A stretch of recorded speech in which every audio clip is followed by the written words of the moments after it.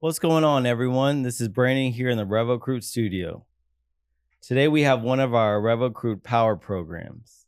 They've been to state 3 times, won it twice. But I'll bring it over to Coach to let him introduce himself. Coach. Thank you, Brandon. Appreciate you having me here today. My name is Dan Lee, and I'm starting my 7th year at John Paul, and we've actually been to the state final 4 times. Oh, okay. Won 2, lost 2. But yeah, it's been a good run, and I've enjoyed it, and I look forward to talking to you about it. So, a little bit, what values or principles are most important to you in building a successful high school basketball program? You know, the chemistry part is really important. You know, culture is the buzzword. I think chemistry is just as important as culture, and the guys getting along and staying connected and truly supporting each other. I talk about that first year, that team had 14 kids on the team, which is a lot, and 8 seniors. And 4 of the seniors didn't play much at all. Wow. But they were so happy for their teammates. They would stand and cheer on the bench. I never had to say, hey, let's support your teammates here. You know, let's stick together. Let's, cheer them on and support them. It always just happened organically. And then when we had opportunities that year where those guys would go in and the starters would be on the bench, and it'd be the same thing.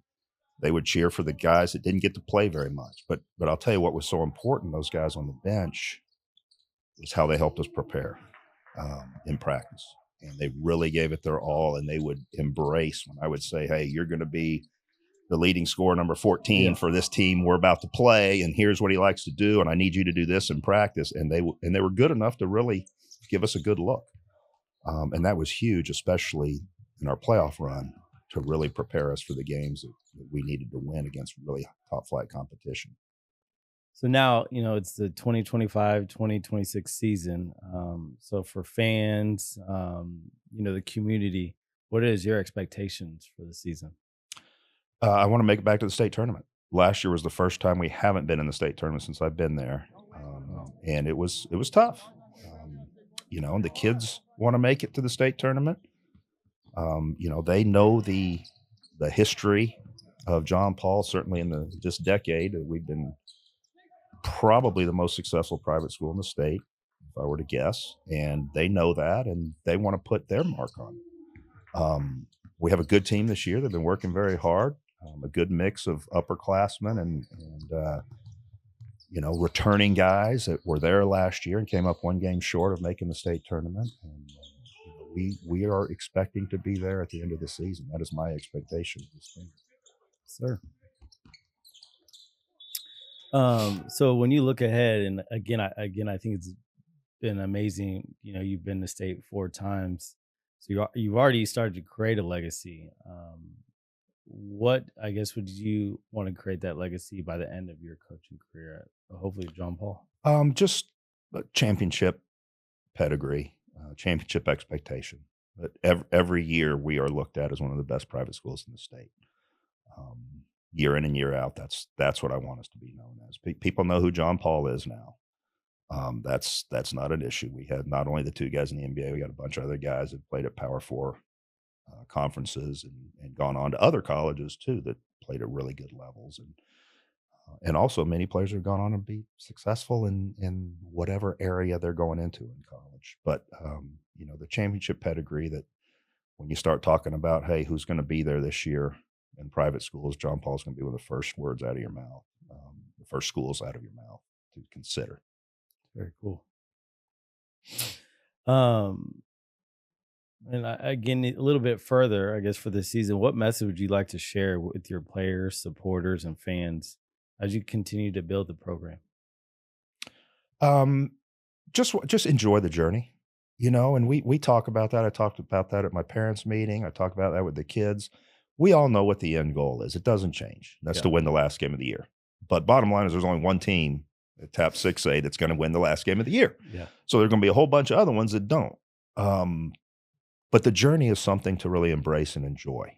We're fortunate enough to be able to take 2 out-of-state trips this year. We're going to Las Vegas to play in the Tarkanian Classic, and we're going to Phoenix to play in the Nike Tournament of Champions.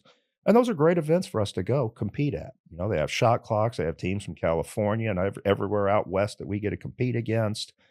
And I want us to enjoy those. and, build our team chemistry there and have opportunities to play different styles against different styles of basketball and different coaching. And I want us to enjoy the season. We're not, it's the season is not going, whether it's a success or failure is not going to depend on winning a state championship. And so I want us to enjoy the process of getting there. And that's every day in practice, every game, every scrimmage, every film session. Embrace it and enjoy it, because it's going to go by fast. And for a lot of these kids, that this is the last time they play, certainly last time they play together, Mhm. they're going to miss this. And I just want them to enjoy it and have no regrets at the end for lost opportunities. Yes, sir. So to go on a little bit, you guys are a Rev Recruit Power program school. Yeah. So what can college coaches expect when they recruit a player from your program? I think they're going to get kids that they know what it's like to really embrace the work ethic of a committed basketball player.